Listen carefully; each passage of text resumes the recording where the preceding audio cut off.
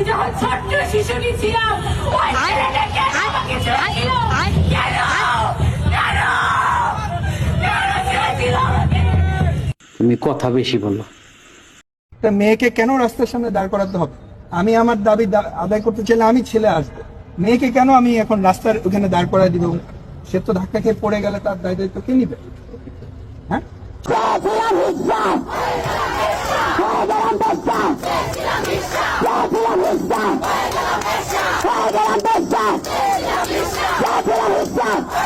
আমি কেন একটা পুরুষকে আমার মুখ দেখাবো যেটা কিনা আমার পর্দার অন্তর্ভুক্ত?